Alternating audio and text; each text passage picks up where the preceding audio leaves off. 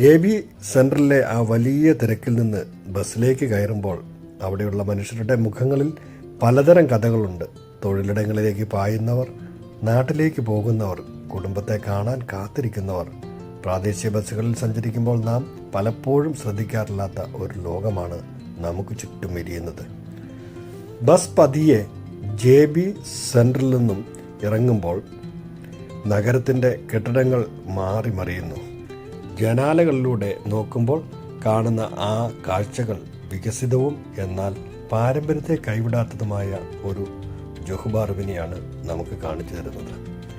ചരിത്രപരമായി നോക്കിയാൽ ജോഹർ ബാറു മലേഷ്യയുടെ വാണിജ്യ കേന്ദ്രമായി മാറിയതിൽ ലർക്കിൻ ടെർമിനലിന് വലിയ പങ്കുണ്ട്. ഒരു കാലത്ത് ചെറിയൊരു ബസ് സ്റ്റോപ്പായിരുന്നു ലർക്കിൻ. ഇന്ന് ജോഹർ ബാറുവിൻ്റെ പ്രധാനപ്പെട്ട യാത്രാ ഹബ്ബാണ് ഈ ബസ് ടെർമിനൽ.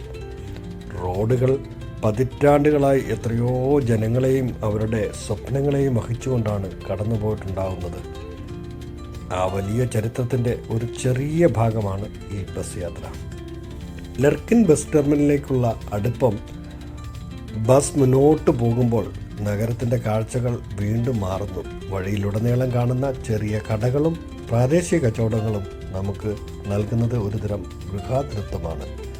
ലർക്കിൻ ബസ് ടെർമിനലിലേക്ക് അടുക്കും തോറും ബസ്സിലെ തിരക്കുകൾ കൂടുന്നു. ടെർമിനലിൻ്റെ വലിയ കെട്ടിടം അകലെ നിന്ന് തന്നെ ശ്രദ്ധിക്കപ്പെടുന്നു.